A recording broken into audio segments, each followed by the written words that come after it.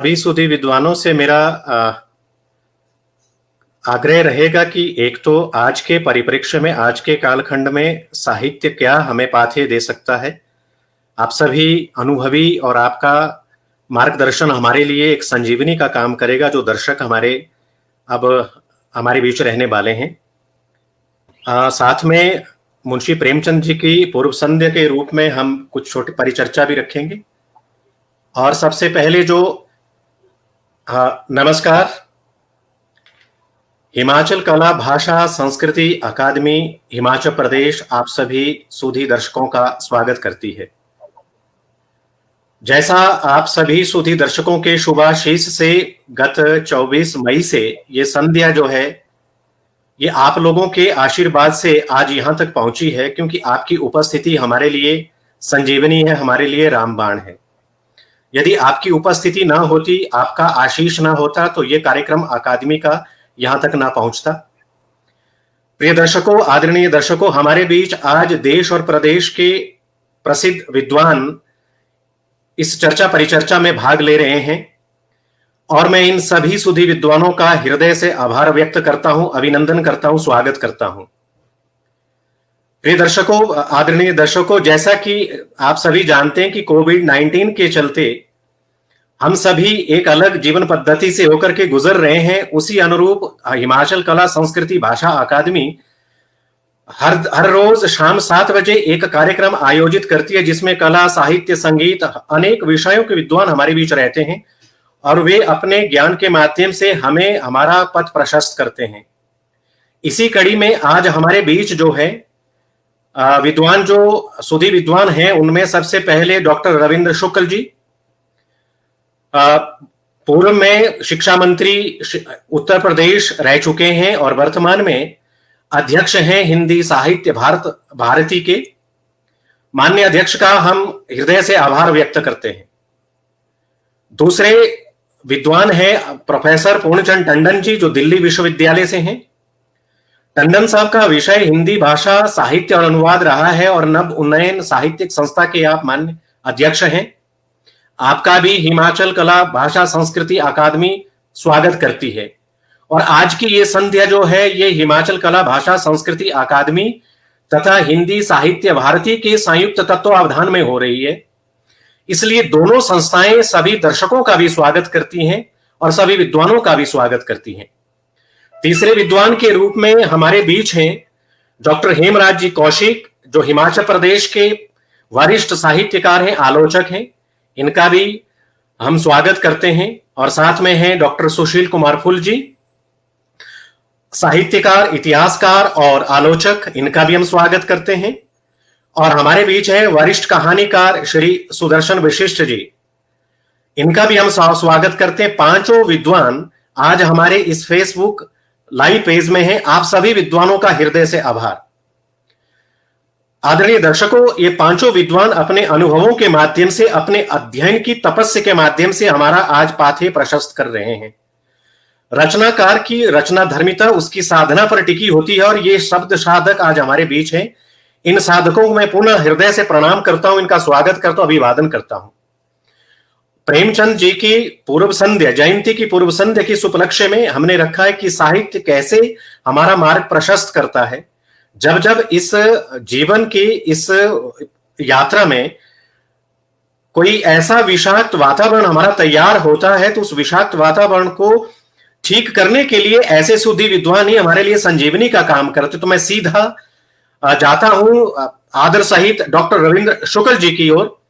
Doctor साहब, आप हमारा मार्ग प्रशस्त करें और हिमाचल प्रदेश का मार्ग प्रशस्त करें, और जो दर्शक हैं उनके लिए, आपके लिए आपका क्या संदेश है और इस वातावरण में आप साहित्य को किस दृष्टि से देखते हैं।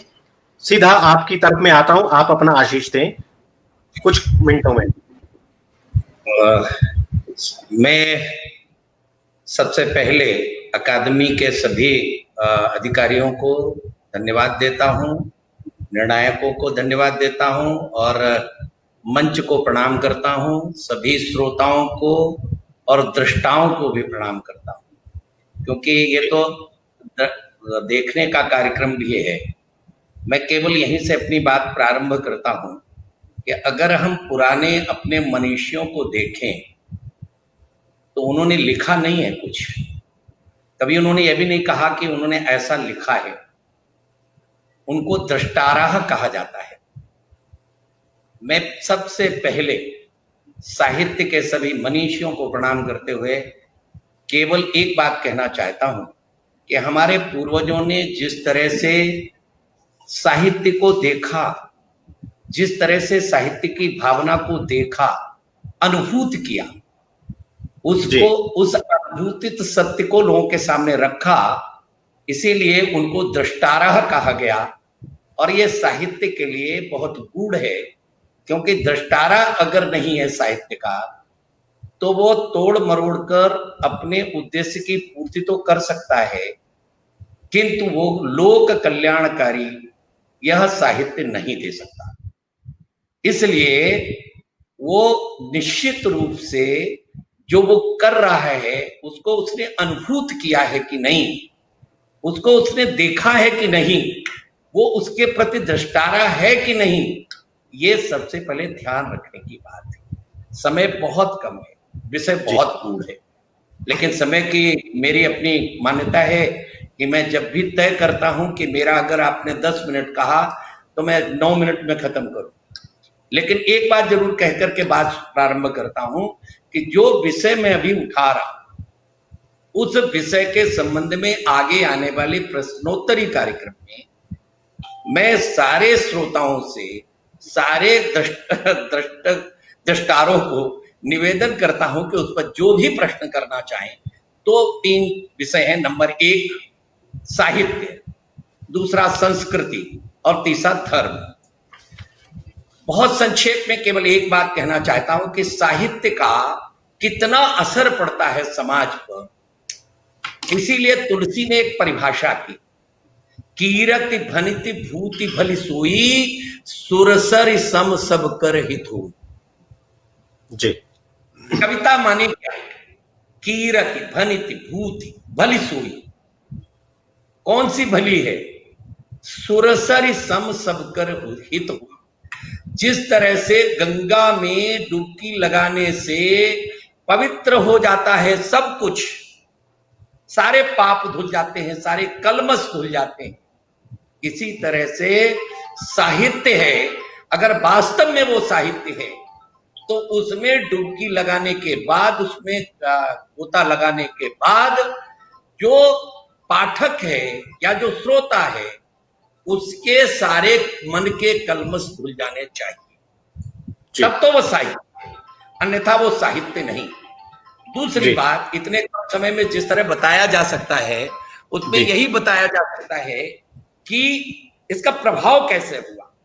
अब आप देख लीजिए, तुलसी ने लिख दिया, जिस तरह से पात्रों का विवेचन किया, आज तक मैंने नहीं सुना कि पूरे देश के अंदर किसी भी घर में अपनी बेटी का नाम किसी ने कैकेयी रखा हो,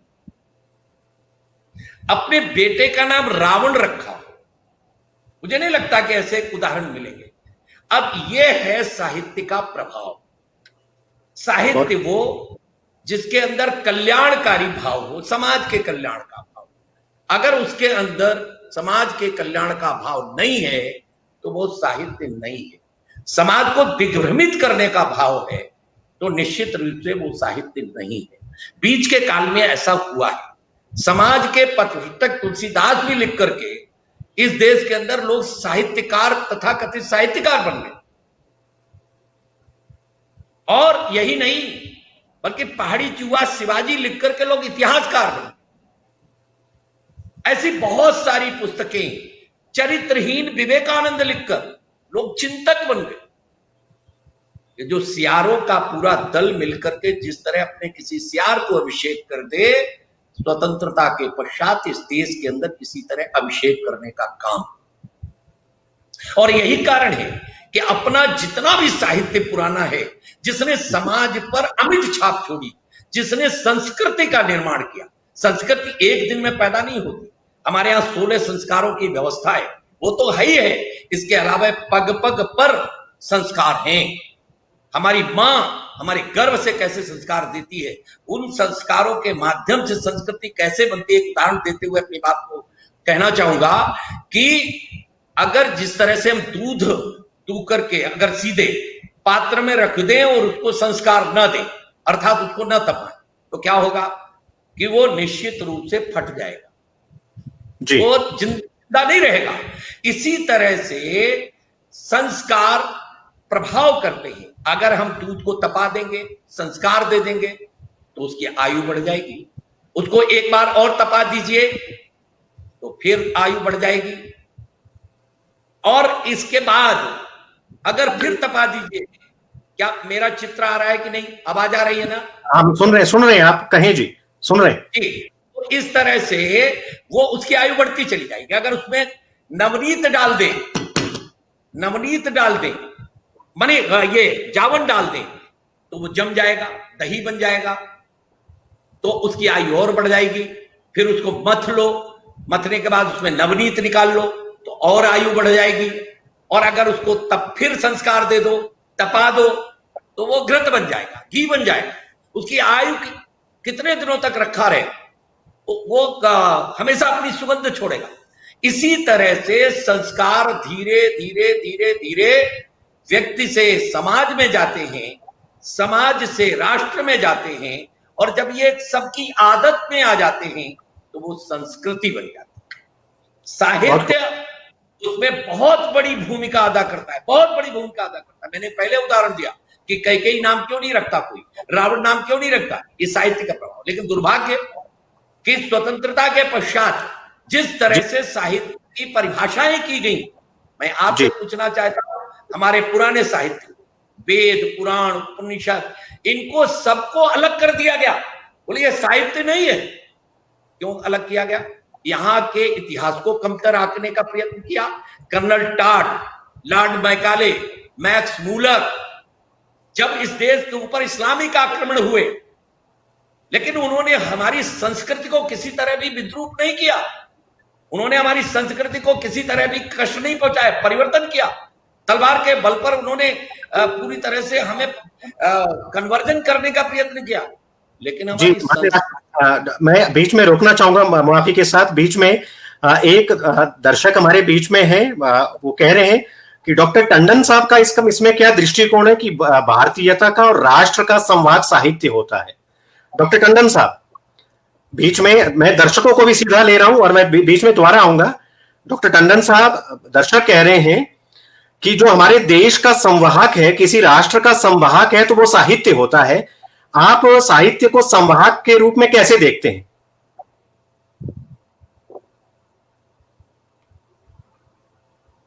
आपका म्यूट है, अनम्यूट करिए पहले। हाँ, टंडन साहब अनम्यूट करिए। हाँ जी। मेरा अनुरोध यह है कि बहुत अच्छी चर्चा आदरणीय शुक्ल जी कर रहे थे, और इस प्रश्न के संदर्भ में मेरी मान्यता यह है कि भाषा जो होती है वो संस्कृति की वाहिका होती है। कोई भी एक भाषा किसी एक संस्कृति का प्रतिनिधित्व करती है, और साहित्य जो है वो भाषा से अभिव्यक्ति पाता है। इसलिए साहित्य और साहित्यकार ये दोनों संस्कृति के संरक्षक भी होते हैं और अग्रदूत भी होते हैं। इसलिए ये जिम्मेदारी, ये दायित्व उनका बन जाता है कि यदि वो रचना कर रहे हैं, सृजन धर्म का निर्वाह कर रहे हैं, तो जिस भाषा में सृजन कर रहे हैं उस भाषा की संस्कृति की रक्षा उनका नैतिक दायित्व और धर्म भी हो जाता है। जिस बात का संकेत शुक्ल जी ने किया, ये इस देश का दुर्भाग्य रहा कि जो व्याख्याएं कर दी गई, जो भाषा के माध्यम से, अनुवाद के माध्यम से इंटरप्रिटेशंस, उनके अर्थ निकाल लिए गए, वो बहुत दुर्भाग्यपूर्ण रहे। वो सुनियोजित और प्रायोजित कार्यक्रम के तहत रहा। इसलिए हमें आज जरूरत यह है कि हम हमारे देश की मनीषा को, हमारी प्रतिभा को, हमारे गौरवशाली अतीत और इतिहास को, उसकी पुनर्व्याख्या करें, उसे पुनर्प्रस्तुत करें। तभी हम दुनिया को बता सकेंगे कि हमारे बारे में जो दृष्टि बनाई गई है वो स्पॉन्सर्ड थी, वो प्रायोजित थी, वस्तुतः वो उस रूप में नहीं थी। जी। आज हम दुनिया को, दुनिया का मार्ग प्रशस्त कर रहे हैं तो अपने चिंतकों, अपने मनीषियों के प्रदेय के कारण कर पा रहे हैं। हमारे साहित्यकारों ने चाहे वो रामायण हो या रामचरितमानस हो या गीता हो या महाभारत हो या अन्य हमारे जो वैदिक औपनिषदिक साहित्य की एक विरासत हो, इन सबके परिप्रेक्ष्य में भारत को देखने और दिखाने की एक नई दृष्टि की आवश्यकता है। तो बहुत खूब। मैं सीधा जाना चाहूंगा की तरफ। डॉक्टर कुल जी, जिस प्रकार से शुक्ल जी ने और टंडन साहब ने कहा कि हमारी जो संस्कृति है, यदि संस्कृति संस्कार से जुड़ी हुई होगी तभी साहित्य अच्छा निर्मित हो सकता है। यदि आप प्रेमचंद को देखते हैं और प्रेमचंद के साहित्य की रचना धर्मिता को देखते तो वहां आप भारतीय संस्कृति और भारतीय संस्कार को कैसे देखते हैं डॉक्टर कुल जी? और मैं सीधा फिर शुक्ल जी के पास आ रहा हूं क्योंकि बीच में प्रश्न उठा रहा हूं, माफी चाहूंगा।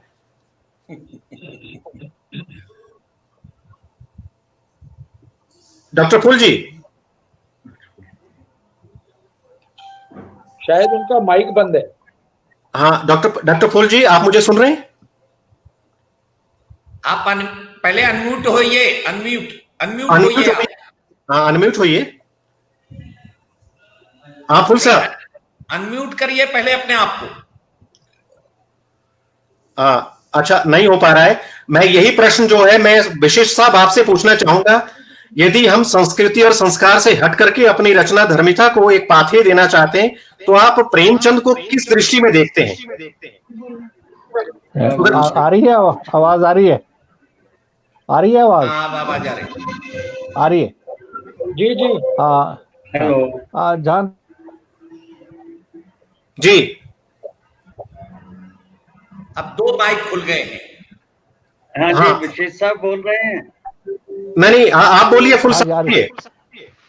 हाँ जी, बोलो। मैं ये अच्छा बंद। अच्छा, विशेष साहब बोलना चाहते हैं तो उनसे नहीं, आप बोलिए। आप फुल जी आप बोलिए। ठीक है जी, ठीक है। सभी बंधुओं को मेरा नमन। और जो बातें श्री शुक्ल जी ने और श्री प्रोफेसर टंडन जी ने यहाँ पर उठाई हैं वे वस्तुतः आज भी प्रासंगिक है। तो मुझे लगता है कि पाश्चात्य संस्कृति और पाश्चात्य जितना भी साहित्य है उसकी अनुकृति में की बहुत सी बातें हमारे हिंदी साहित्य में या भारतीय साहित्य में आकर इस प्रकार घुस गई हैं कि उनको निकाल पाना आज हमारे लिए असंभव हो रहा है। यही कारण है कि वैदिक साहित्य हो, चाहे औपनिषदिक साहित्य हो, चाहे दूसरे ग्रंथ हो, चाहे पौराणिक साहित्य हो, उनका कहीं जिक्र आपके पाठ्यक्रम में होता ही नहीं है। वस्तुतः हम सारी जो पाठ्यक्रम का निर्माण करते हैं उसमें हम उनसे बंधे रहते हैं कि पश्चिम में क्या रहा, अरिस्टोटल ने क्या कहा या प्लेटो ने क्या कहा, उन्हीं बातों को लेकर के हम पृष्ठपोषण करते रहते हैं। जबकि वस्तुतः भारतीय संस्कृति या मध्यकालीन भारतीय साहित्य या संत साहित्य को यदि हम देखते हैं तो उसमें हमें लगता है कि उसमें भी भारतीय संस्कृति का जो उद्घोष था उसी ने हमें प्राणान्वित करके रखा और उन्हीं धाराओं को लेकर के हम आगे बढ़ते चले गए। लेकिन जहां तक प्रेमचंद जी की बात है या यशपाल की बात है या 20वीं शताब्दी के प्रथम जो चरण था, प्रथम 20 वर्ष जो थे, उनमें आकर के परिस्थितियां जिस प्रकार की थी उसके अनुकूल ही उसका हमें चित्रण इन जितने भी बड़े बड़े साहित्यकार उस काल के हुए, मुंशी प्रेमचंद जी उनमें प्रमुख हैं, यशपाल जी हैं, चंद्रशेखर शर्मा गुलेरी हैं या विश्वम्बर नाथ कौशिक हैं या और भी बहुत से साहित्यकार उस समय में हुए। उन साहित्यकारों ने, मुझे आज भी लगता है जब भी मैं ये यशपाल जी की कहानियां जो हैं इनको पढ़ने का प्रयत्न करता हूं तो मुझे लगता है कि वो मेरे अंग संग ही बैठे हैं। वो समस्याएं जो उन्होंने अपनी कहानियों में उठाई वे आज भी उसी प्रकार मुंह बाए हमारे सामने खड़ी हैं। मैं सामाजिक विसंगतियों की बात करता हूँ और अक्सर मेरा तो ये भी मानना है कि साहित्य जो है ये अभिव्यक्ति है वस्तुतः लेखक के मन के अपने आक्रोश की, जो वह समझता है कि अन्याय जो समाज में व्याप्त हो गया है उस अन्याय को किस प्रकार खत्म किया जाए, वो अपने लेखन के माध्यम से मंगलमय होने के माध्यम से अपनी सदाशयता के माध्यम से उसको प्रकट करने का प्रयत्न करता है। मैं छोटी सी बात, मुंशी प्रेमचंद की एक कहानी है लेखक, उस कहानी की ओर बहुत सारे लोगों का ध्यान प्राय नहीं जाता है। उसमें लेखक का जो उपयोग है, लेखक की जो प्रासंगिकता है समाज में उस कहानी को पढ़ने से उद्घाटन होता है। प्रवीण नाम का एक लेखक है जो अपने आप को समझता है कि मैंने बहुत कुछ लिख लिया और वो विख्यात भी हो गया आसपास, तो उसको एक रईस पुरुष जो है उसको अपने भोज में आमंत्रित करता है कि एक लेखक को बुला लेते हैं तो हमारा जो ये भोज है इसको 4 चांद लग जाएंगे। प्रवीण जी अपना सूट बूट सुन वो दिया सिलवाते हैं और उस भोज में जाते हैं और ये सोचते हैं कि लेखक का कितना सम्मान होता है समाज में। और जहाँ पर वो जाते हैं तो वो जो बुलाने वाले थे, जो अतिथि करने वाले रईस थे, वो कहते हैं कि लेखक बंधु थोड़ा सा निवेदन है आपसे मेरा। तो वो कहते हैं क्या है जी आपका निवेदन? तो वो कहते हैं कि ये अब मेहमान आ गए हैं, जरा इनको प्रसन्न करने के लिए कुछ कविताएं तो सुना दो। तो वो लेखक कहता है कि सर मैं कविता तो लिखता ही नहीं, मैं तो कहानीकार हूँ। लेकिन वो कहते हैं वो कोई चुटकुला तो आता होगा तो आप सुना दीजिए। तो लेखक को उस दृष्टि से वो रईस अपनी सभा में लेते हैं तो लेखक महसूस करता है कि ये मेरी अवमानना है। वो बिना भोज खाए हुए ही वापस अपने घर चला जाता है। तो ये लेखक की फिर अंत में वो लेखक कहता है कि मेरा काम तो है दीपक की तरह जलते रहना। ये मुंशी प्रेमचंद के ही शब्द है कि मेरा काम है, लेखक का काम है। मैं थोड़ा दीपक की विशिष्ट जी की तरफ निकलता हूँ क्योंकि मैं दर्शकों के प्रश्न को सभी जो हमारे सम्मानित जाना है। हाँ जी विशिष्ट साहब, समाज का मार्ग प्रशस्त करना, मैं किसी महत्वाकांक्षा को पालूं, ये मेरी नियति में नहीं है। इस कहानी से हम समझ सकते हैं कि किस विशिष्ट जी। हाँ जी, जहाँ तक अभी बात की गई संस्कारों की, जब विचार अपनी मिट्टी से प्रस्फुटित होता है तो तभी आत्मा उसकी हिस्सा बन जाती है। तो प्रेमचंद के साथ आत्मा और मिट्टी का संबंध आप एक कहानी का रूप में कैसे देखते हैं? फिर वही शुक्ल जी का जो शुरू किया था और टंडन साहब ने और वही विशिष्ट अपना फुल जी ने किया, तो आप कैसे देखते हैं? जहाँ तक पहले संस्कृति और संस्कारों की बात की गई, तो हमारा सारा जो पौराणिक साहित्य है वो संस्कृति और संस्कारों पर ही लिखा गया है। जैसे कि हर युग में कहा जाता है कि एक व्यास हुआ है। जब जब वेदों के विस्तार की आवश्यकता पड़ी तो हर युग में एक नया व्यास हुआ। तो हमारे जो साहित्यकार हैं वो उसी व्यास की एक थाती है, उसी का एक रूप है। और प्रेमचंद तक आते आते जो हमारा काफी समाज बदल चुका था और उस समाज का चित्रण जो प्रेमचंद ने किया, आप सब जानते हैं किस तरह ऊंच नीच और अपना जो समाज में अंधविश्वास थे, कुव्यवस्थाएं थी, जो महिलाओं की स्थिति थी, जो साहूकारों का उस वक्त एक घालमेल था, उन सारी चीज़ों पर प्रेमचंद जी ने लिखा है। और मैं समझता हूँ कि प्रेमचंद जी हमारे हिंदी साहित्य के व्यास के समान है। जैसे वेद व्यास पहले हुए, वैसे ही हिंदी गल्प के, हिंदी गद्य के वेद व्यास जो है प्रेमचंद जी हैं, क्योंकि उन्हीं से हमारा हिंदी का जो कहानी कह लीजिए या उपन्यास कह लिए, उसका युग शुरू होता है। वैसे उन्होंने 1924 में हिंदी में लिखना शुरू किया, उससे पहले उर्दू में लिखते थे, लेकिन हिंदी में लिखने को उन्होंने अपनाया क्योंकि लोगों की मांग थी। उपेंद्रनाथ अश्क और प्रेमचंद दो ऐसी शख्सियत हैं जिन्होंने हिंदी को अपनाकर अपनी कहानियाँ लिखी और अपने आसपास के सारे जो समाज की कुरीतियाँ थी, जो विसंगतियाँ थी, उनको उठाकर हमारे सामने रखा। बहुत सुंदर। तो हमारे बहुत सारे दर्शक, बहुत सारे प्रश्न भी हैं। मैं सीधा कौशिक जी की तरफ आता हूँ, फिर मैं सीधा अरविंद शुक्ल जी की तरफ आता हूँ। कौशिक साहब, आप आलोचक रहे हैं, प्रेमचंद को आपने पढ़ा है। मैं सीधा प्रश्न आपसे करता हूँ चर्चा परिचर्चा में कि जब चेतना शून्य हो जाती है तो घीसू और माधव तैयार हो जाते हैं। आप इसे कैसे, किस रूप में देखते हैं?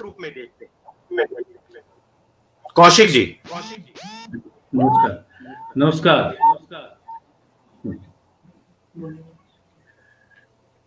ये प्रेमचंद का जो समग्र साहित्य है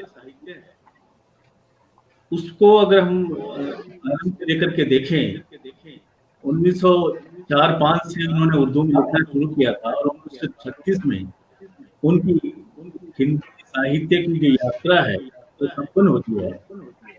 तो उसमें हम देखते हैं कि प्रारंभ में एक आदर्शवादी उनकी संवेदना रहती है प्रारंभ में, और धीरे धीरे आदर्शवाद से फिर यथार्थोन्मुख आदर्शवाद और अंततः वो यथार्थ के उस कटु यथार्थ की ओर बढ़ते हैं। जब वो उस निर्धनता और गरीबी को देखते हैं तो कफन जैसी कहानी का सृजन करते हैं, और दूसरी ओर एक गोदान जैसे यथार्थवादी उपन्यास का सृजन करते हैं। दोनों में वो एक दरिद्रता और जो समाज की जो विडंबना है और वो उसमें उनमें दिखाई देती है।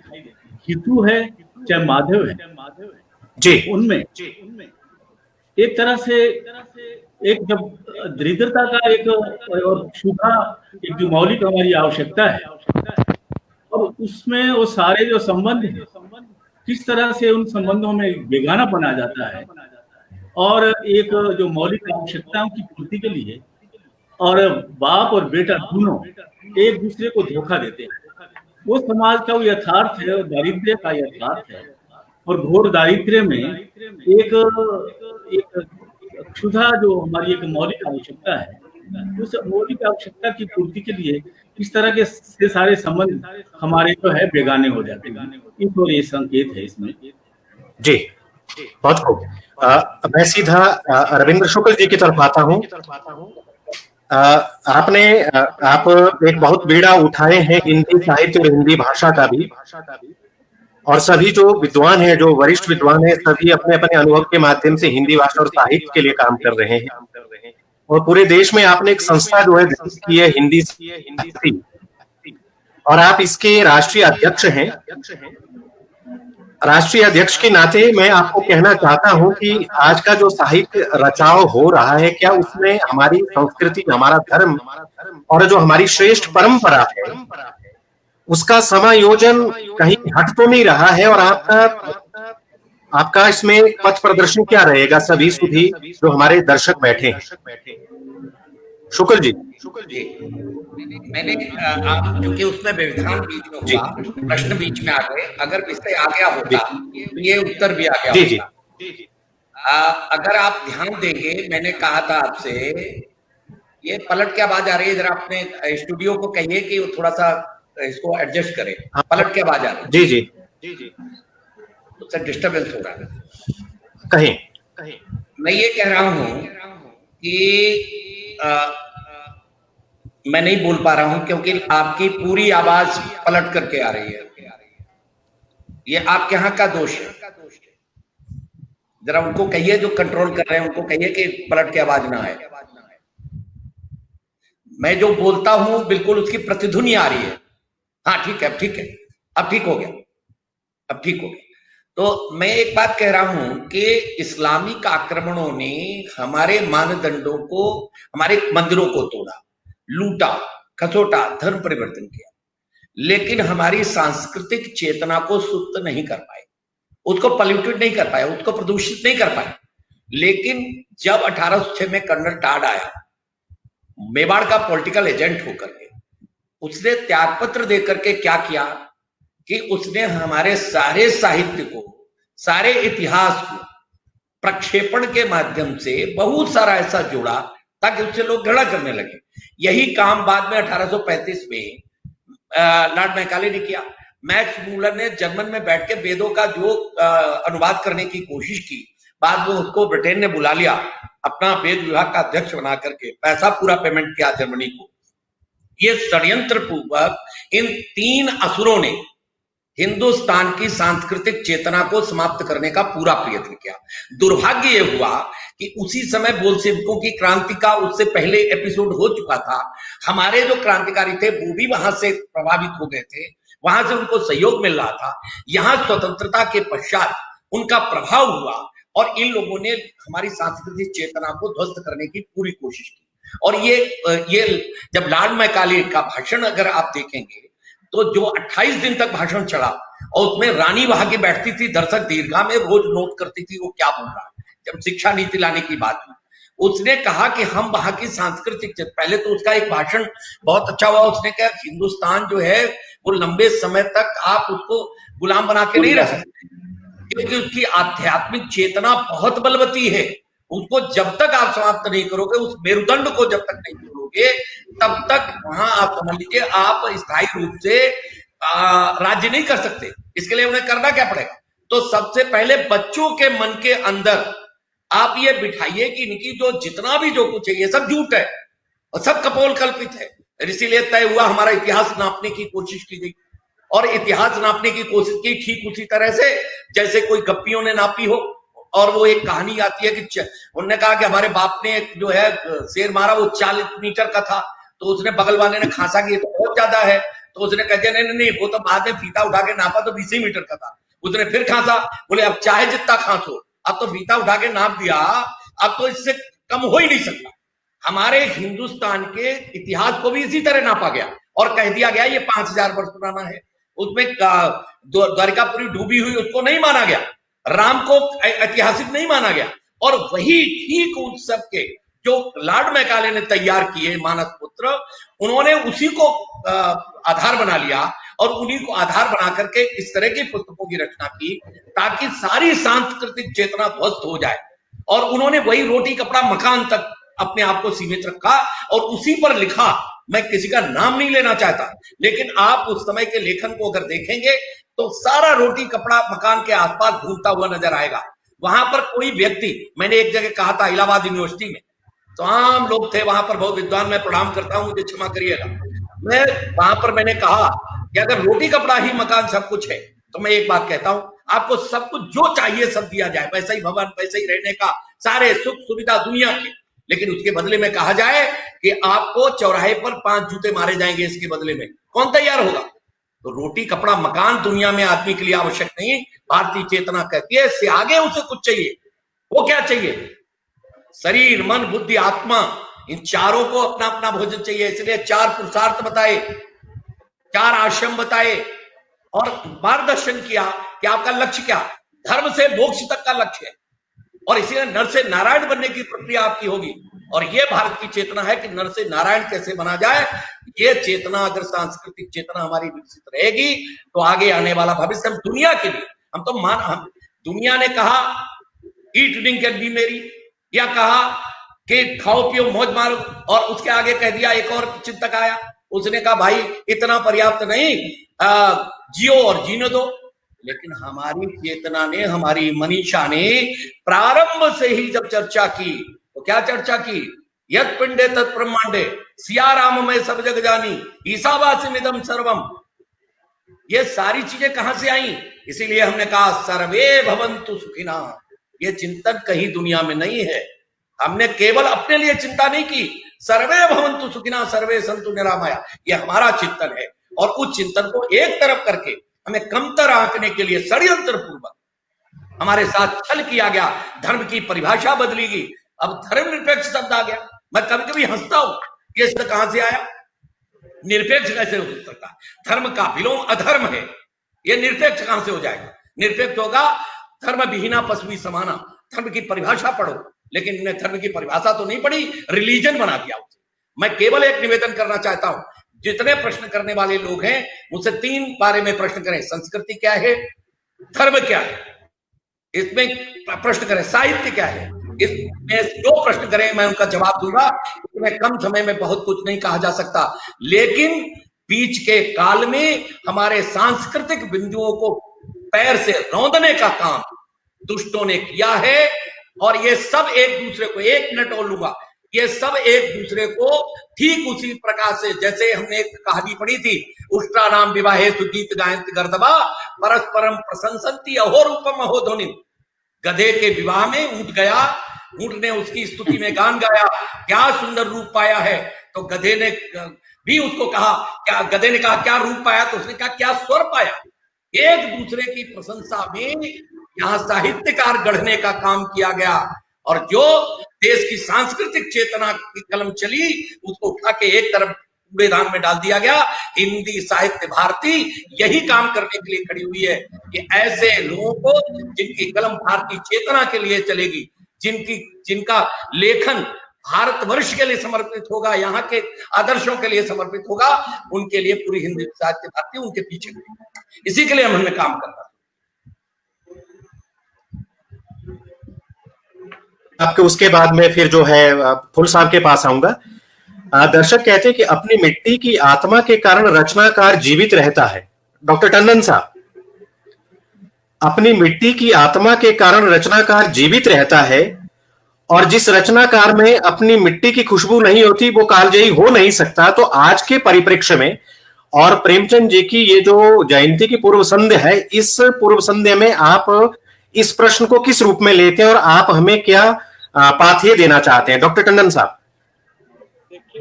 देखिए, मुझे ऐसा लगता है ये प्रेमचंद के समग्र साहित्य को जब हम देख लें तो इसका उत्तर स्वतः मिल जाता है, क्योंकि जब हम उन्हें भारतीय साहित्य का कथा सम्राट मानते हैं, उनके उपन्यासों कहानियों में जो भारतीय जीवन शैली का प्रतिबिंबन होता है, जिस संस्कार को वो अपने पात्रों के माध्यम से हमारे समक्ष प्रस्तुत करने का प्रयत्न करते हैं, इस प्रश्न का उत्तर वहां भी मिलता है। वो रहन सहन में, वो खान पान में, वो आशा आकांक्षा में, वो दुख सुख में, वो संघर्ष में, वो जूझने की वृत्ति में, जो एक कृषक का मामला हो या जो पाश्चात्य संस्कृति से आक्रांत भारतीय मानसिकता का प्रश्न हो, इन सबको प्रेमचंद ने अपने पात्रों के माध्यम से हमारे समक्ष रखा है। मुझे यह कहने में संकोच नहीं जो मैत्रीशरण गुप्त ने कहा कि केवल मनोरंजन ही ना साहित्य का कर्म होना चाहिए, उसमें उचित उपदेश का भी मर्म होना चाहिए। और यही बात हमारे संस्कृत के जो शास्त्रकार हैं, जिन्होंने कविता क्या है, साहित्य क्या है, साहित्यकार को प्रजापति माना है जी, बहुत खूब। और ये कहा कि जो साहित्य में लोकहित, परहित, जनहित, राष्ट्रहित, समाज हित ये होना चाहिए। धर्म, अर्थ, काम, मोक्ष, इसकी व्याख्या करते हुए इसके सकारात्मक पहलुओं पर चिंतन मनन होना चाहिए। वही साहित्यकार है। साहित्यकार वो नहीं जो कार्ल मार्क्स के आईने में हमें भारत दिखाने की कोशिश करे।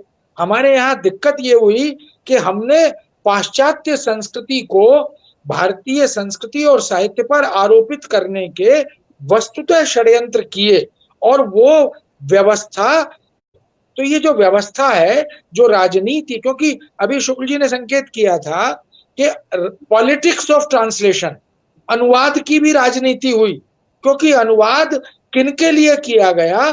जिनको सोर्स लैंग्वेज की जानकारी नहीं है। तो जो दिखा दिया पाठक वर्ग ने उसे सत्य मान लिया, जबकि सोर्स लैंग्वेज में जो सत्य है वो टारगेट लैंग्वेज में बदल दिया गया। ये वही समझ सकता है जो दोनों भाषाओं को आमने सामने रखकर उसका मूल्यांकन कर सकता। लेकिन यहाँ तो इतिहासकारों ने सुनियोजित तरीके से एक षड्यंत्र के तहत ऐसा किया और ये व्यवस्था ने करवाया, ये कहने में मुझे कोई संकोच नहीं। तो मुझे ये लगता है कि जिस धर्म की बात कर रहे थे, धर्मनिरपेक्षता की बात कर रहे थे, और वास्तव में ये सत्य है, अगर धर्म निरपेक्ष हो जाएगा राष्ट्र तो अधर्मी हो जाएगा। इसलिए हमने ये व्याख्या बदली कि धर्म का अर्थ क्या है। जल का धर्म है तृप्त करना, अग्नि का धर्म है दग्ध करना, तो क्या इन्हें इनके धर्म से मुक्त कर दोगे? इसलिए मानव धर्म क्या है, राष्ट्र धर्म क्या है, साहित्य धर्म क्या है, इसको उसके आईने में देखना पड़ेगा। हमने देखा किसके आईने में? पाश्चात्य आलोचना के सिद्धांतों के आईने में, क्योंकि वहां से बाकायदा ये प्रेरित था कि इस तरह का करना है। और हमने 19वीं शताब्दी के प्रारंभ में भारतीय संस्कृति को, भारतीय मूल्यों को, भारतीय भाषाओं को नष्ट करने का जो अभियान चलाया, उसी के खामियाजे आज तक हम भुगत रहे हैं। प्रेमचंद ने फिर से उस भारतीय संस्कृति को, भारतीय संस्कार, वो जो घीसुकी और माधव की बात आप कर रहे थे, वो कहानी है, मृत्यु की कहानी नहीं है, वो जीवन की कहानी है, वो जीवन के संघर्ष की कहानी है, जिसका सामना हमारे देश में हमारे किसानों ने, हमारे मजदूरों ने किया, और उससे एक प्रेरणा बिंदु निकल कर आया कि हमें करना क्या है, वस्तुस्थिति क्या है और आगे का जो लक्ष्य है वो क्या होना चाहिए। हमने पॉजिटिविटी के साथ साहित्य को और साहित्यकार को नहीं देखा, इसीलिए कठिनाइयां आई हमारे समाज में। बहुत खूब। डॉक्टर कौशिक जी, मैं सीधा आपकी तरफ आता हूं, जैसा टंडन साहब ने कहा, इसके बाद मैं फुल साहब के पास आता हूं और उसके बाद विशिष्ट साहब के पास। डॉक्टर कौशिक साहब, जब आप साहित्य को आलोचना की दृष्टि से देखते हैं या समीक्षा की दृष्टि से देखते हैं, आपको कभी ऐसा नहीं लगता कि आज का हमारा साहित्यकार जो है वो प्रेमचंद की उस लीक से हट गया है, या कुछ ऐसी सीढ़ी चढ़ना चाहता है जहां ना आदर्श है ना यथार्थ है? तो प्रेमचंद के आदर्श और यथार्थ को और आज के साहित्य को आप कैसे समीक्षा की दृष्टि से देखते हैं, डॉक्टर कौशिक जी? जी, अभी शुक्ल जी ने जो सांस्कृतिक मूल्यों की बात की, एक तरह से प्रेमचंद का जो समग्र साहित्य है उस एक भारतीय आत्मा है संस्कृति की। वो जो ठीक है कि वो भौतिकवादी मूल्यों को की स्थापना के लिए उत्तरोत्तर अग्रसर भी हुए, परंतु भारतीय संस्कृति के जो मूल्य हैं, जो शाश्वत मूल्य हैं, उनकी रचनाओं में प्रारंभ से लेकर आखिर तक विद्यमान रहते हैं। एक तरह से भारतीय संस्कृति के करुणा है, दया है, और जो सामान्य नारी का उत्पीड़न है, और नाना प्रकार की प्रथाएं हैं, और इस तरह की जो भारतीय संस्कृति के उच्च मूल्य हैं, शाश्वत मूल्य हैं, उनकी स्थापना के लिए निरंतर अग्रसर हुए। और एक तरह से जो उनके मूल्य हैं वो शुरू से लेकर के अगर हम देखें, रंगभूमि है या सेवा सदन है या निर्मल उपन्यास है और उत्तरोत्तर जो कायाकल्प है, गबन है, इन सारे उपन्यासों को देखते हुए जो सांस्कृतिक मूल्यों के निर्वहन के लिए जो उन्होंने कार्य किया वह महत्वपूर्ण है। एक तरह से उनका जो साहित्य है वह कल्पना प्रेरित नहीं है, वो यथार्थ के धरातल पर है, जो उन्होंने अपने जीवन में अनुभूत किया, जो अनुभूत सत्य था, जो कथनी और करनी दोनों में उनके सामंजस्य दिखाई देता है उनके साहित्य में। जो कहते थे वो जो उन्होंने किया, और जो मिट्टी की जो गंध, ग्रामीण जीवन की जो संवेदना है, उनके समग्र साहित्य में दिखाई देती है। और अब आज जो एक तरह से जो हमारी भारतीय संस्कृति के मूल्य हैं, उनको छोड़ करके बहुत से रचनाकार उस परंपरा से हट करके, प्रेमचंद की जो एक परंपरा, एक सशक्त परंपरा है, भारतीय मूल्यों के स्थापन की जो परंपरा है, उससे हट करके व्यक्तिगत चिंतन और घोर अश्लीलता और ऐसी इस तरह की बहुत सी बेगानापन और व्यक्ति केंद्रितता, ऐसे इन चीजों की ओर जो बहुत सा साहित्य जो है, ऐसा साहित्य है जो हम इसको साहित्य की कोटि में भी मानने में जो है उसको हमें संदेह होता है। तो इस तरह का भी एक पीढ़ी उत्तरोत्तर विकसित हो रही है, परंतु जो एक प्रेमचंद की जो परंपरा है वो सशक्त है और बहुमुखी है, और उसमें यशपाल से होते हुए, फणीश्वर नाथ रेणु से होते हुए, शिव प्रशांत से होते हुए, मार्कंडे से होते हुए उत्तरोत्तर अग्रसर हुई है। वो एक सशक्त परंपरा है, और जो एक जिसको हमें कहते हैं कि साहित्य प्रयोजनीय होना चाहिए, उसमें उपयोगिता होनी चाहिए। जैसे अभी टंडन साहब ने कहा कि मैथिली शरण गुप्त ने कहा था कि साहित्य का उद्देश्य जो है वो इस तरह का होना चाहिए कि वो हमें हमारी चेतना को जगाए। कौशिक साहब, आप मुझे प्रश्न उठाना पड़ेगा डॉक्टर फुल जी के लिए। हमारे दर्शक कह रहे हैं कि आज की जो चर्चा है बड़ी सार्थक होगी और अपने आप में एक अलग पाथेय देगी। सभी दर्शकों का मैं आभार व्यक्त करता हूं कि कला भाषा संस्कृति अकादमी और हिंदी साहित्य भारती के संयुक्त तत्वावधान में प्रेमचंद जयंती की पूर्व संध्या पर ये सभी मानसी विद्वान हमारे बीच हैं। मैं सीधा डॉक्टर फुल की तरफ आता हूं। फुल साहब, हमारे दर्शक प्रश्न कर रहे हैं। डॉक्टर फुल साहब सुन रहे हैं? जी हाँ जी मैं सुन रहा हूं। हमारे दर्शक कहते हैं कि अगर तुम हंस नहीं सकते, ये गोदान का जो है एक संवाद उठाया है एक दर्शक ने। प्रोफेसर मेहता जो है वो गोविंदी से चर्चा कर रहे हैं कि अगर तुम हंस नहीं सकते और रो नहीं सकते हो तो तुम मनुष्य नहीं हो सकते हो, तुम पत्थर हो। तो आज मानवीय संवेदना कहीं हट गई है, हम संवेदनहीन हो गए हैं। इस संवेदनहीनता के पीछे ये क्या कारण है? इसके पीछे कुछ ना कुछ तो है। आपका बहुत बड़ा अनुभव है, आप इसे कैसे देखते हैं? आप प्रकाश डालिए। धन्यवाद ठाकुर साहब। अभी जो ये प्रश्न उसी में आ जाएगा, इसका उत्तर भी जो टंडन साहब ने बात कही कि साहित्य केवल मनोरंजन के लिए नहीं होता। यशपाल जी ने, जो वरिष्ठ कथाकार, वो जो हिमाचल से थे, उन्होंने भी अपने उद्देश्य में ये कहा कि कहानियां जो हैं वो केवल मनोरंजन के लिए नहीं लिखता हूँ। मैं कहानी इसलिए लिखता हूँ कि वह पाठक के मन में एक कौंध पैदा कर सके, एक वैचारिक उसको उद्भावना दे सके, उसको झंकृत कर सके, ताकि वह कुछ करने के लिए जो भी उसने जैसा सोचा है उसको पूरा करना चाहिए। उसी प्रकार ये जो प्रश्न यहाँ पर उठाया गया कि प्रेमचंद की परंपरा निरस्त होती जा रही है, ये आज की कहानी में वैसा नहीं मिलता है जैसा प्रेमचंद, यशपाल या दूसरे उस काल के लेखकों की कहानियों में मिलता था।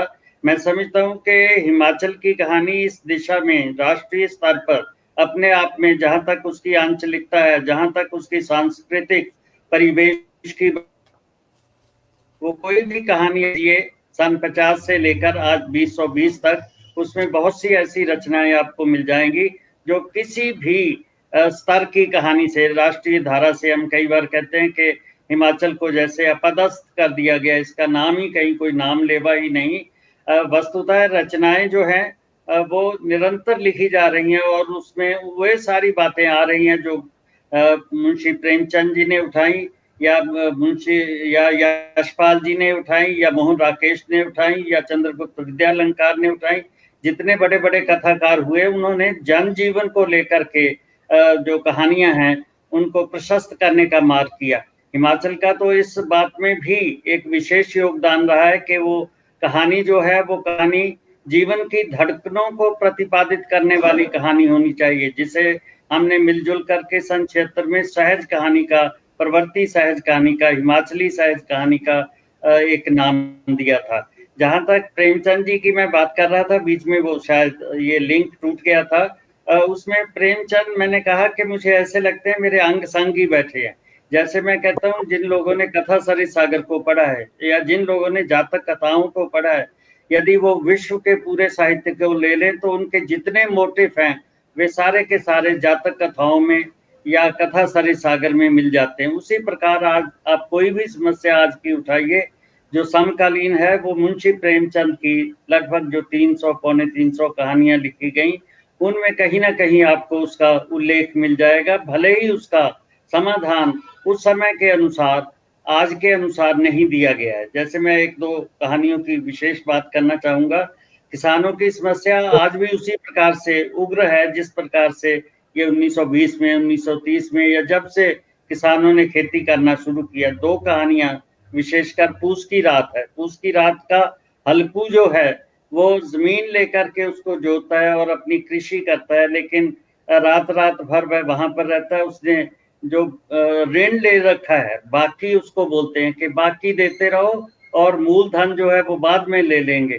तो वो बाकी देते देते ही उसका जो सारा जीवन है वो निकल जाता है। तो पूस की रात का हल्कू हो या खलिहान का गिरधारी हो, जिसकी जमीन को जमींदार ने अपने कब्जे में कर लिया है, लेकिन जब वो अपदस्थ हो जाता है, मजदूर बन जाता है अपनी ही जमीन पर, तो वो उसको लगता है कि उसकी चेतना या चेतन या अवचेतन मन में ये बात बार बार उठती है कि ये जमीन मेरी है, कहीं फसल को रात को पशु आकर के चर ना जाए। तो वो गिरधारी इतना उससे जुड़ा हुआ है जमीन से, हालांकि वो अब किसी और को दे दी है जमींदार ने। तो वो रात को बैठ के वहां उसकी प्रश्न उठाता हूँ फुल साहब, मैं सीधा विशिष्ट साहब के पास जाता हूँ और फिर टंडन साहब को ले आता हूँ बीच में। विशिष्ट साहब, आप स्वयं हिमाचल प्रदेश के वरिष्ठ कहानीकार रहे हैं, और कहानी का जब कथानक आप पकड़ते हैं और जिस समाज को आप देखते हैं, और मुझे एक खुद ही दर्शक का प्रश्न मैं उठा रहा हूं यहाँ से, ये कहते हैं कि हमारा समाज सहिष्णु रहा है और प्रत्येक को यहाँ स्थान मिला है। जैसा टंडन साहब ने कहा कि कफन कहानी जीवन को जीने की कहानी है, ये मृत्यु की नहीं है। तो एक वरिष्ठ कथाकार के रूप में आप प्रेमचंद को और आज के परिप्रेक्ष्य को कैसे देखते? क्योंकि प्रेमचंद हमारे एक वरिष्ठ कथाकार रहे हैं और इन्हीं से एक हिंदी कहानी की शुरुआत हुई 1924 में, आप कह सकते हैं। तो एक मार्गदर्शक के रूप में और एक अपने जमीन से जुड़े हुए कथाकार के रूप में प्रेमचंद का स्थान एक बहुत बड़ा है। और मैं समझता हूँ कि जो चीज़ें उन्होंने उस वक्त उठाई हैं वो चीज़ें, जैसा कि फुल साहब ने कहा, आज भी बनी हुई है। लेकिन जैसे कहानी की अभी धाराओं की बात की गई, उसके बाद कई धाराएं कहानी में लेखन में आई हैं, कई तरह के आंदोलन हुए, कई तरह के लोगों ने प्रयोग किए उसमें, तो बहुत सारा उसमें बदला है। और जहाँ तक बात हुई कि कहानी में जो एक तथ्य होना चाहिए, एक सच्चाई होनी चाहिए, एक मर्यादा रहनी चाहिए, उस मर्यादा को भी बहुत लोगों ने तोड़ा है। अब प्रेमचंद जी ने, गोयनका जी ने इन पे बहुत काम किया है और उन्होंने 301 कहानियां इनकी गिनाई हैं। तो हमारे यहाँ ये भी दिक्कत रही है कि बार बार कहानीकारों की उन्हीं कहानियों को लिया जाता है। जहाँ भी हम संकलन देखते हैं, जहाँ भी पाठ्यक्रम देखते हैं, कुछ एक कहानी है, जैसे शेखर जोशी की कोसी का गठवार मैं देखता हूँ, उसके अलावा दूसरी कोई कहानी लेता ही नहीं है। ऐसे प्रेमचंद की पंच परमेश्वर हुआ, या बड़े भाई साहब है, और दम का दरोगा है, इन्हीं कहानियों को बार बार दोहराया जाता है। हालांकि उनको पढ़ना हो, उनकी जो एक आत्मा को जानना हो, तो ठाकुर का कुआं, एक पीसनहारी का कुआं है, उनकी कहानी है। सती, कुत्सा, शूद्रा, ये महिला की जो अत्याचार है उन पर कहानी है। उसके साथ बलिदान, शिकार, मिस पद्मा जैसी कहानी।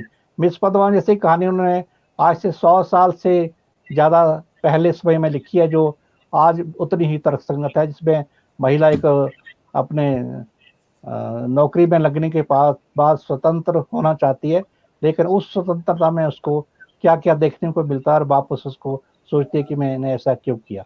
तो इस तरह की चीज़ों को आपने 100 साल आगे का समय भी उन्होंने देखा है। उस समय का वर्णन तो उन्होंने किया ही है, लेकिन अपने से आगे एक सदी और आगे की जो घटनाएं हैं, जो आगे होने वाला है, उन चीज़ों का भी उन्होंने वर्णन किया है। क्योंकि मेरे पास समय का भी थोड़ी, क्योंकि हमारा समय समाप्ति को अग्रसर हो रहा है, हम तो चाह रहे हैं कि आप सुधीर गीतावलों को हम सुनते रहें। मैं सीधा वशिष्ठ जी को थोड़ा सा विराम देते हुए, क्योंकि हमें इसको समाप्त भी करना है, शुक्ल जी की तरफ मैं निकलता हूँ। शुक्ल साहब, आपने कहा संस्कृति, संस्कार, धर्म। मैं एक थोड़ा और इसमें ऐड करना चाहता हूं कि यत्र नार्यस्तु पूज्यन्ते रमन्ते तत्र देवता। भारतीय समाज में पति जो है वो पत्नी की सत्ता को स्वीकार करता रहा है, क्योंकि हमारे लिए जो महिला है, नारी है, वो शक्ति स्वरूप है। कालखंड में वो अलग दृष्टि में रही। और यदि हम अपने ग्रामीण परिवेश को देखते हैं या हम गोदान को देखते हैं, तो वहां भी हमें लगता है कि गोदान का जो पति है वो पत्नी पर निर्भर रहता है। तो आप इस सशक्त नारी स्वरूप को भारतीय दृष्टिकोण में कैसे देखते हैं, डॉक्टर शुक्ल साहब? देखिए, ऐसा है, हमारा धर्म, आप, मेरी आवाज आ रही है क्या? हाँ, आ रही है, बिल्कुल आ रही है जी, आप, मैं सुन रहा। देखिए, हमारा धर्म, हमारी सांस्कृतिक चेतना इस तरह की है कि हमारे जो शरीर है, हमारे यहाँ ये कहा जाता है कि जो नारी है वो अर्धांग है, पुरुष उसके बगैर पूरा नहीं होता। और इसीलिए ये जो चिंतन है, ये भारत का चिंतन नहीं है नारी के प्रति। हमारे जो वेद हैं उसमें बहुत सारी ऋचाएं हमारी नारी विदुषी का द्वारा कहे गए हैं, उनके द्वारा वहां पर रखा गया है। और इसलिए हमारी तो सांस्कृतिक चेतना में नारी का सम्मान है। ये जो विकृति आई, जो दूसरे लोगों से विकृति आई, हम उसकी बात कर रहे हैं। और वो बात विकृति की है, वो हमारी जो मूल चेतना है, जो मौलिक धारणा है, उस पर चोट है। वो बीच के काल में, जैसा मैंने कहा कि हमारे सारे मानव इंद्रियों को ध्वस्त करने के लिए जो प्रक्षेपण हुआ हमारे विचारों में, जो हमारे जो बच्चों के लिए जो बनाया गया पाठ्यक्रम, उसमें हुआ, हमारे साहित्य में हुआ। आप मनुस्मृति उठा लीजिए, मनुस्मृति का पहला अध्याय कुछ कहता है और उसके जाके 8वें अध्याय में ठीक विपरीत है। ये कैसे हो सकता है? आप अगर आप वाल्मीकि रामायण उठाइए, वाल्मीकि रामायण की पूरी भाषा जो संबूकवध वाली भाषा है उससे बिल्कुल अलग है, तो आपको मालूम पड़ेगा। लेकिन हुआ क्या, ये सब हुआ करने वालों ने, आप जैसे अभी एक बात कह रहे थे, मुझे आपत्ति है उस पर कि वर्तमान साहित्य अच्छा नहीं लिखा गया, ये मैं नहीं मानता। वर्तमान साहित्य जो अच्छा लिखा गया उसे सामने लाने नहीं दिया गया। जो तिलक करने वाले लोग थे, उन्होंने षड्यंत्र पूर्वक जो इस संस्कृति को समाप्त करने वाला साहित्य था, उसको साहित्य कहा और लिखने वाले को साहित्यकार था। उसको ऊपर उठाने का प्रयत्न किया, उसको तमाम पुरस्कार दिए गए, उसको सम्मानित किया गया इस देश के अंदर। और ये इसलिए किया गया कि जो लॉर्ड मैकाले कह गया था, उसके मानस पुत्रों को वही करना था, उन्होंने वही किया।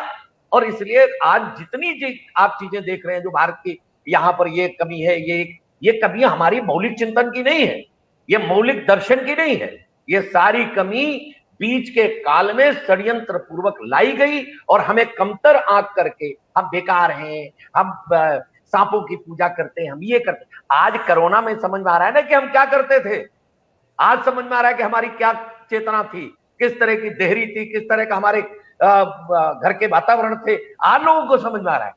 ये जो अभी तक हमें उपहास का केंद्र बनाए हुए थी दुनिया, आज हमारी तरफ देख रही।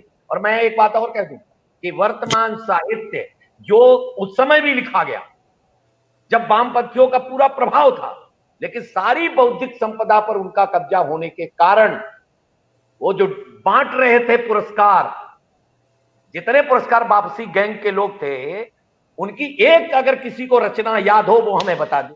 ये कौन है पुरस्कार वापसी गैंग के लोग? ये वही टुकड़े टुकड़े गैंग के लोग हैं। मैं इसलिए नहीं कहता कि मैं किसी राजनीतिक पार्टी का, मैं दावे के साथ कह सकता हूं कि एक तथ्य नहीं है इनके साथ। मैं एक उदाहरण बताता हूं। मेरी एक साहित्यकारा है, मेरी मित्र है, वो किसी बहुत बड़े वामपंथी साहित्यकार की पत्नी रही, उनकी मृत्यु हो गई। मैं एक दिन उनके पास बैठा हुआ था, उनका एक उपन्यास आया। उस उपन्यास के बारे में जब मुझे बता रही थी, वो महिला वामपंथी एक लेखक की पत्नी, वो मुझे बता रही थी कि शुक्ला जी, मुझे प्रकाशक ने कहा कि ये भाई बहन के संबंध अगर आप जोड़ दोगे, इसमें जो भाई बहन का आदर्श आपने दिखाया, इसको हटाओ और इसको भाई बहन की ये आपस में इनके शारीरिक संबंध बने, अगर ये आप लिख दोगे तो आपकी इसको हम पुरस्कार दिला देंगे, इसको छपवा देंगे, सब कर देंगे। इस तरह जैसा अभी थोड़ी देर पहले टंडन जी कह रहे थे, मैं उन्हें प्रणाम करना चाहता हूं। उन्होंने कहा षड्यंत्र पूर्वक हमारे साहित्य को, हमारी संस्कृति को, हमारी धार्मिक चेतना को, हमारी आध्यात्मिक चेतना रूपी जो मेरुदंड हमारा है, जिससे हमारी पहचान दुनिया में, हम जो है कृणवंतो विश्वमार्यम कह के सारे विश्व में गए, केवल अपने आदर्श के नाम।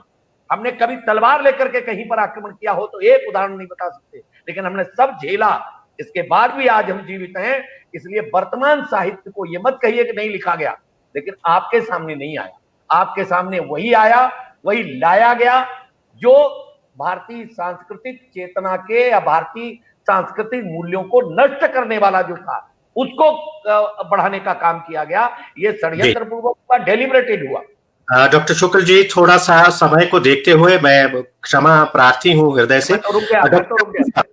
डॉक्टर टंडन साहब, एक दर्शक का प्रश्न है कि प्रेमचंद को एकांतिक विचार से बांधा नहीं जा सकता, आपका क्या दृष्टिकोण है कि एक रचनाकार को एकांतिक से नहीं बांधा जा सकता?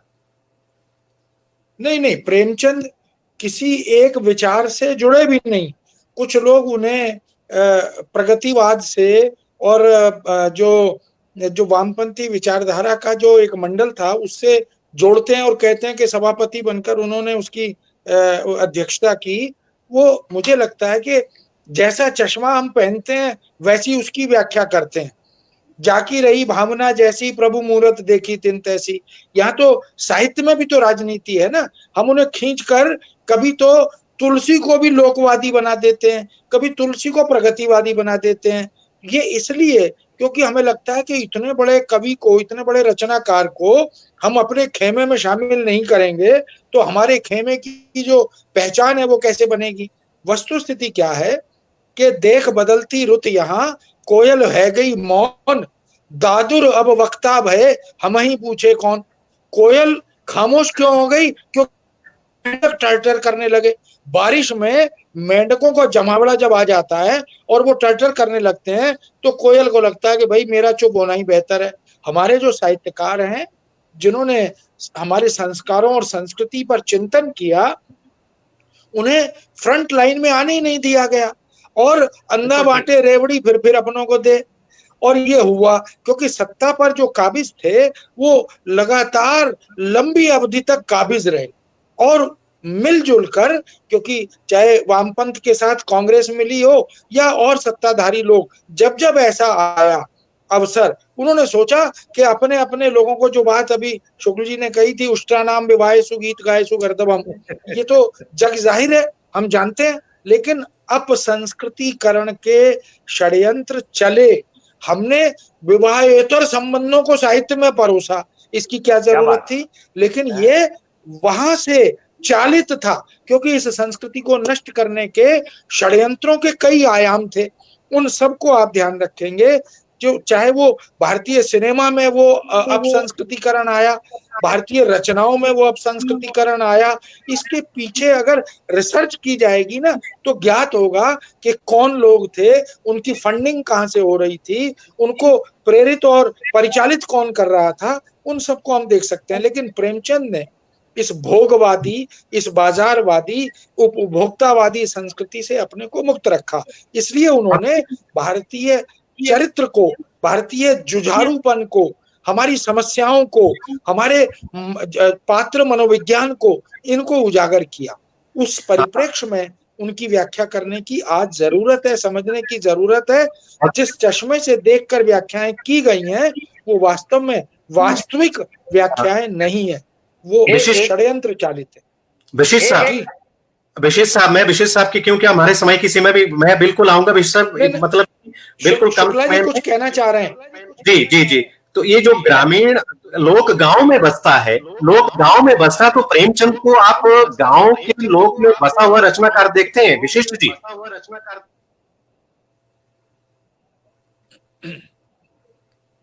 के समाज को लेकर साहूकार हैं, वहाँ की जो धन देने की व्यवस्था है, नारी की जो स्थिति है, जो वहाँ का एक तंत्र बना हुआ है, जो हमारे, उन्होंने एक बात बहुत बड़ी की है कि एक समय में जो सारे किसान हैं वो मजदूर बन जाएंगे।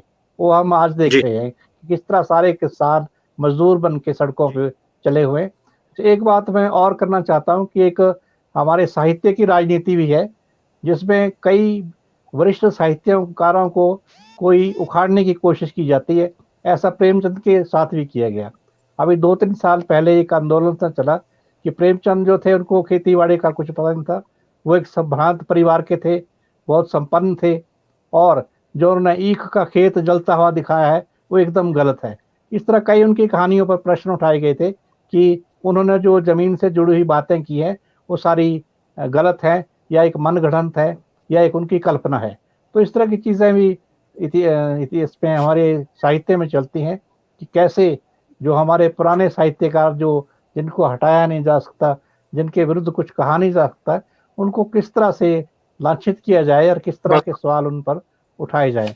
लेकिन जो ऐसी शख्सियत हैं प्रेमचंद जैसी, उनको आसानी से निकाला नहीं जा सकता। प्रेमचंद जी हैं, जयेंद्र जी हैं, कुलेरी जी हैं, यशपाल हैं, उनको आसानी से हटाया नहीं जा सकता। और उन्होंने अपने समाज की, अपनी जमीन की बात की है। बहुत अच्छा, क्योंकि इस प्रकार से चर्चा परिचर्चा हो रही है, जो दर्शक हमारे बैठे हैं और जो सभी दर्शक पूरे देश से सुन रहे हैं, कुछ ना कुछ इसमें जब विचार विमर्श होगा, तो ये जो हमारी चर्चा परिचर्चा चल रही है, इसमें जब विचारों का आदान प्रदान होगा तो अवश्य कुछ ना कुछ नवनीत अवश्य निकलेगा इसमें। डॉक्टर कौशिक जी, मैं आपके पास, फिर मैं डॉक्टर शुक्ल जी के पास आना चाहूंगा, उसके बाद हम इसे समाप्त कर देते हैं।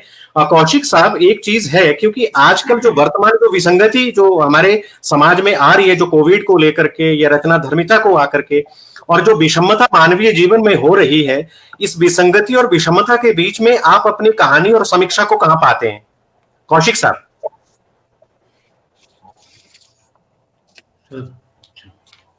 ये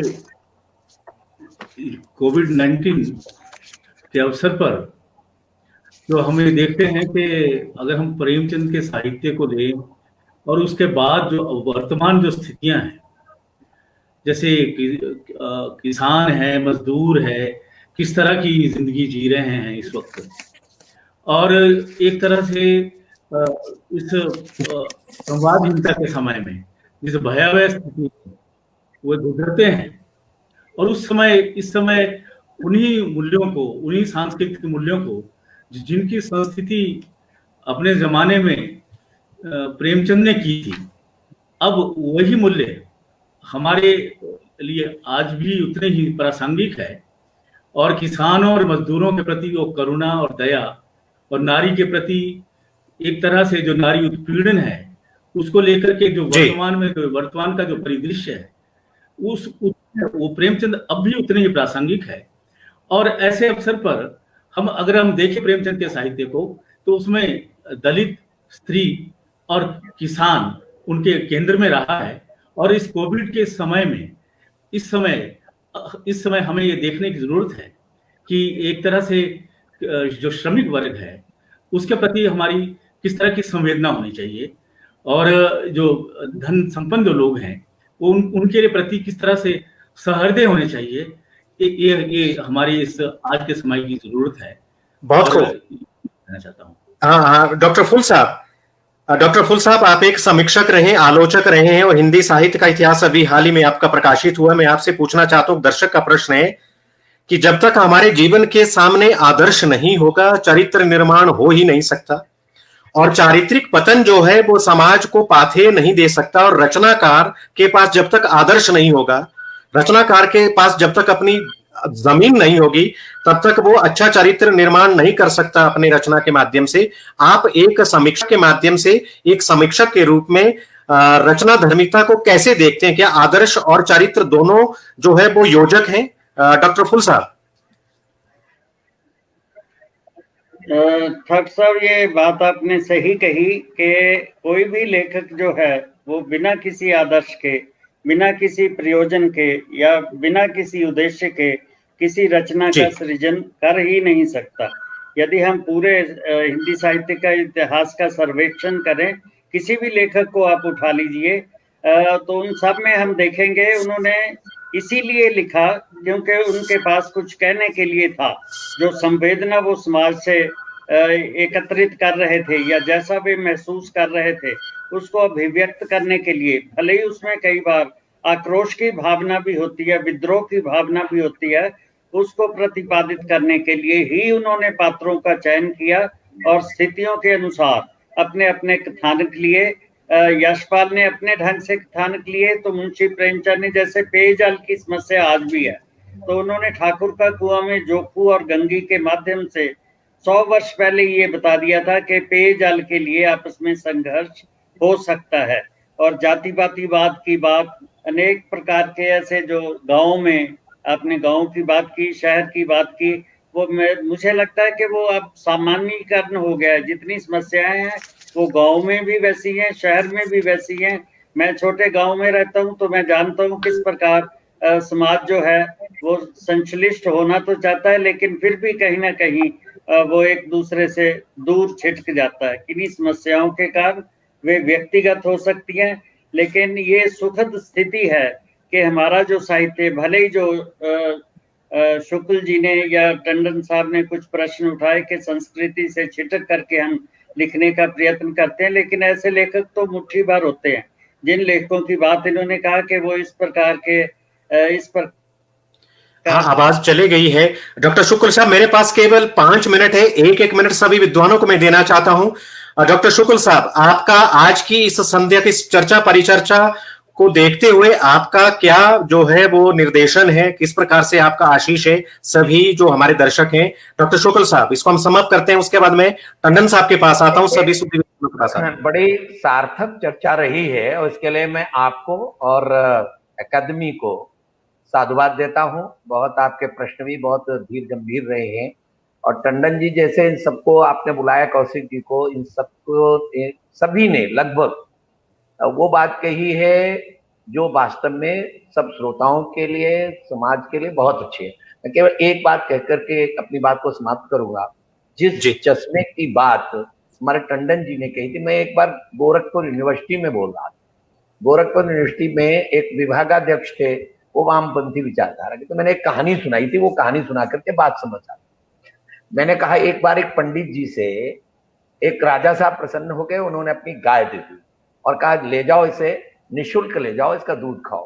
वो लेके आए, लेकिन राजा साहब के यहाँ जो उसे मिलता था खाने को, यहाँ कार धरा, तो वो जो है वो बिल्कुल दुबली होने लगी। इनको चिंता होने लगी, राजा साहब का हरकारा रोज आता था देखने के लिए, और लगा कि मुझे तो सजा हो जाएगी। एक दिन बहुत चिंता में बैठे थे, उनके मित्र ने पूछा क्या बात हो गई पंडित जी? बोले क्या बताएं, अच्छी आफत हो गई, पर हमको एक राजा साहब ने ये गाय दे दी, अब ये खाती नहीं खाना। बोले कैसे खाएगी, चलो मेरे साथ। बाजार ले गए, बाजार से उन्होंने एक हरा चश्मा खरीदा और हरा चश्मा खरीद के गाय के आंखों में बांध दिया और कहा अब डालो भूसा। और जैसे ही भूसा डाला वो गाय दौड़ पड़ी, उसको खाने लगी। तो पिछले काल में सारे इकट्ठे होकर के ये जो अभी कहा कि ऐसा नहीं हुआ, मैं इससे बिल्कुल कतई इसका समर्थन नहीं करता। सच तो ये हुआ कि बीच के काल में जो सांस्कृतिक चेतना को विकृत करने वाले लेखक थे, उनको बढ़ावा देने का काम हुआ। उन्होंने समालोचक लोगों ने उनको जय जयकार की, नाम फिर नहीं लूंगा, लेकिन उन्होंने जिसको तिलक किया, जिसको राजा बनाया, वो सारे साहित्यकारों को, कौन साहित्यकार होगा कौन नहीं होगा ये तय करता रहा, और उन्हीं को साहित्यकार बनाया जो भारतीय सांस्कृतिक चेतना को नष्ट भ्रष्ट करने का काम कर रहे थे। एक बात डॉक्टर टंडन साहब जी, 1 मिनट में समाप्त कर रहा हूं, 1 मिनट में समाप्त कर रहा हूं जी। लेकिन वर्तमान में बहुत लिखा जा रहा है। मैं केवल एक बात कहना चाहता हूं कि सिया राम में सब जग जानी, करहु प्रणाम जोर जुग पानी। इस भावना के साथ साहित्य की अगर रचना होगी तो तुलसी की वो चौपाई सार्थक होगी, कीरति भनित भूति भली सोई, सुरसर सम सब कर हित हो। ये जो जितने भी बात है, जितने भी विमर्श हैं, ये उसी खंड खंड करने के लिए, भारतीय समाज को बांटने के लिए किए गए। इससे सावधान रहने की आवश्यकता है। दुर्भाग्य से हमारे लोगों के मुंह से वो शब्द निकलते हैं, ये अच्छी बात नहीं है। सावधान होकर के शब्दों का प्रयोग करें। यही कहते हुए अपनी बात समाप्त करूंगा। अपनी यात्रा तो धर्म से मोक्ष की ओर है, नर से नारायण बनने की है। हम पूजा पद्धति में विश्वास नहीं करते, ये धर्म नहीं है, बल्कि धर्म वो है धार्यते त्याहु धर्म, जिसको धारण करने योग्य है, जिससे व्यक्ति का मानवीयता विकसित होती है, वो धर्म है। सत्य क्षमा दमोस्तेयम शौचम इंद्रिय निग्रह धी विद्या सत्य क्रोधो दशकम धर्म लक्षणम। ये धर्म के 10 लक्षण हमारे ऋषियों ने बताए। इन पर हमें खड़ा होकर के चिंतन करना पड़ेगा, फिर से हमारा समाज खड़ा होगा। मेरा विश्वास। बहुत बहुत आभार आपका। डॉक्टर टंडन साहब, क्या साहित्य को किसी विचार से बांधा जाना उचित है, या किसी विचार के वितंडावाद में उसको घालमेल की परिभाषा में परिवर्तित कर देना? क्योंकि आज के जो सारे सुधी विद्वान है वो सभी इस प्रकार से जो प्रश्न आए, और बाकी दर्शकों के बीच से और प्रश्न आएंगे, और ये सारी चीजें आप तक हम रखेंगे। आपका क्या दृष्टिकोण है डॉक्टर टंडन साहब? हाँ, मुझे लगता है कि साहित्यकार का जो व्यक्तिगत विचार होता है वो जनहित के परिप्रेक्ष्य में होता है, लोकहित और राष्ट्रहित के परिप्रेक्ष्य में होता है।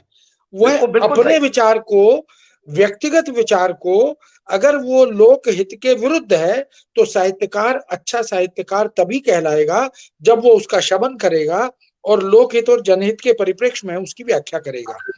दिक्कत क्या है कि साहित्यकार जब ड्युअलिटी में घिर जाता है, दोहरे चेहरे में, सामने का चेहरा कुछ, अंदर का चेहरा कुछ, तब कठिनाई होती है। और ऐसा वो कब करता है? जब वो तमाम इस तरह के राजनीतिक षड्यंत्रों का शिकार होता है। उसके अपने कुछ प्रयोजन होते हैं, उन प्रयोजनों की सिद्धि के लिए रचनाओं का सृजन होता है। प्रेमचंद ने जिस होरी का निर्माण किया, या जिस सूरदास का चरित्र हमारे सामने प्रस्तुत किया, वो प्रेमचंद की ड्युअलिटी को नहीं दिखाता। उन्होंने जो देखा, जो महसूस किया, उसको चित्रित कर दिया। तो भारतीय संस्कृति के परिप्रेक्ष्य में मानव मूल्यों के, ये भारतीय मूल्य तो हैं ही, लेकिन पूरी मानवता के मूल्य हैं। पूरी दुनिया के सामने जिन आदर्श चरित्रों का निर्माण किया, उनके मनोविज्ञान को पढ़कर उनके माध्यम से एक मार्ग प्रशस्त करने का एक टॉर्च, साहित्यकार जो होता है वो टॉर्च का काम करता है, वो उजाले को हमारे समक्ष प्रस्तुत करता है, और वो प्रेमचंद ने भी किया। लेकिन प्रेमचंद को भी हमने प्रगतिशील बताकर एक विचार विशेष से जोड़ने का प्रयत्न किया। दरअसल हमने जो टेक्निकल टर्मिनोलॉजी है, जो पारिभाषिक शब्दावली है, आलोचना को भी उसके माध्यम से हमने खेमेवादी बना दिया। यही कारण है कि समस्याएं हमारे सामने बढ़ती गई। साहित्यकार किसी विचार का नहीं होता, वो अगर भारतीय है तो भारतीय विचार का है। वो अगर राष्ट्रीय चिंतन और चेतना से जुड़ा हुआ है तो राष्ट्रीयता उसका विचार है। और ये देश तो समेकित संस्कृति का देश है। इसने किसी जाति को, किसी धर्म को, किसी भाषा को कभी भी ऊपर रखकर या अलग रखकर पहचान नहीं दी। इसलिए मुझे लगता है कि ये जो कंपोजिट कल्चर है, इसके परिप्रेक्ष्य में ही हमें साहित्य और साहित्यकार को देखना चाहिए।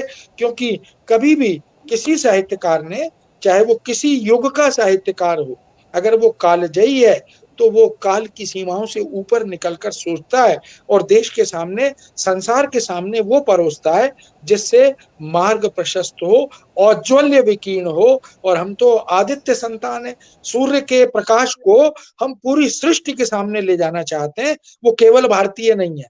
तो मुझे लगता है हमें उसी चश्मे से विचार करना चाहिए, देखना चाहिए। हेलो, मेरी आवाज पहुंच रही है? हाँ।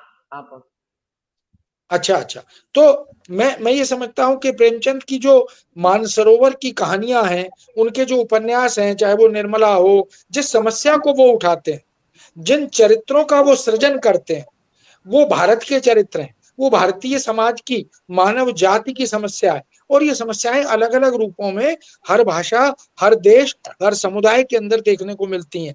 तो मुझे कहीं ना कहीं प्रेमचंद को हम कलम का सिपाही कहते हैं, प्रेमचंद को हम भारतीय कृषक और मजदूरों का मसीहा भी कहते हैं, इसलिए क्योंकि उन्होंने उसी धरातल पर जाकर उस गरीबी को, उस समस्या को, उस जुझारूपन को देखा, अनुभव किया और उन्हें अपनी रचनाओं के माध्यम से व्यक्त किया। लेकिन प्रेमचंद ने कभी भी साहित्य को समाज का दर्पण मानकर नहीं, जो कुछ वास्तविकता होती है उसका परिष्कार कैसे हो, उसका संस्कार कैसे हो, उन पात्रों के माध्यम से, उन घटनाओं और चरित्रों के माध्यम से, यह प्रयत्न प्रेमचंद का रहा है। और ये कोशिश उनके तमाम तरह के पात्रों में हमें दिखाई भी दी। बहुत धन्यवाद विशिष्ट साहब। आपकी तरफ आना चाहता हूं कि हम समय की सीमा को देखते हैं, हम बहुत आगे निकल चुके हैं और बहुत अच्छा लग रहा है, लोग कह रहे हैं कि बहुत आगे तक ये चर्चा चलती रहे। विशिष्ट साहब, मैं ये कहना चाहता हूं,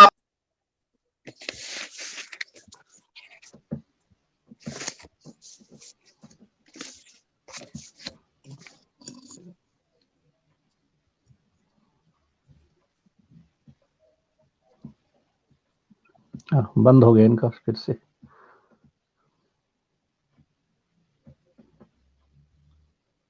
कश में, किस कैनन में, किस मानदंड में देखना चाहिए हमें? हाँ जी, आपका थोड़ा तस्वीर चली गई थी, आवाज भी, लेकिन मैं थोड़ा सा दो बात कर देता हूँ कि जो साहित्यकार है वो सत्य का हमेशा उसका उद्देश्य रहता है और अपने 100 साल वो पीछे देखता है, 100 साल वो आगे देखता है। इसी तरह प्रेमचंद ने अपने पहले का समय भी देखा, उनका वर्तमान भी देखा और उन्हें 100 साल आगे की स्थिति भी देखी। यही साहित्यकार का मैं समझता हूँ एक उद्देश्य है और इसी उद्देश्य पर वो काम करता है। बहुत बहुत मैं आपका दो विद्वानों के बीच में समय की सीमा को देखते हुए सभी 5 सूदी विद्वान जो अपने क्षेत्र में सभी निष्णात हैं, सभी विषय विशेषज्ञ हैं, सभी दर्शक ये चाहते हैं कि बहुत देर तक हम इस चर्चा परिचर्चा को रखें, पर समय की अपनी सीमा है। समय को देखते हुए हम 1.25 घंटा से ऊपर हमें हो चुका है चर्चा परिचर्चा में। ये जो विचार मंथन हुआ, क्योंकि मतभेद होने चाहिए, मनभेद नहीं होने चाहिए, ये हमारी भारतीय संस्कृति कहती है। मतों में भिन्नता होनी चाहिए, जब मतों में भिन्नता होकर के जब वो आपस में मथेंगे तभी नवनीत निकलेगा। आज की जो ये चर्चा हिमाचल कला भाषा संस्कृति अकादमी और हिंदी साहित्य भारती के संयुक्त तत्वावधान में हुई है और इसमें जो हमारे बीच में doctor Ravindra Shukla ji, professor Purnachand Tandon ji, doctor Sushil Kumar ji full, doctor Hemraj जी कौशिक, हमारे वरिष्ठ कहानीकार सुदर्शन वशिष्ठ जी हमारे बीच रहे और बहुत सारे श्रोता अभी भी दर्शक हमें देख रहे हैं। आप सभी का अकादमी परिवार हृदय से आभार व्यक्त करती, अभिवादन करती है कि आप लोगों ने अपना बहुमूल्य समय देकर हम सभी साहित्य प्रेमी को इस संध्या को आपने 4 चांद लगाए। एक बार पुनः हृदय से आभार, अभिवादन, अभिनंदन, नमस्कार, शुभ रात्रि, सभी सुखी रहे, स्वस्थ रहे।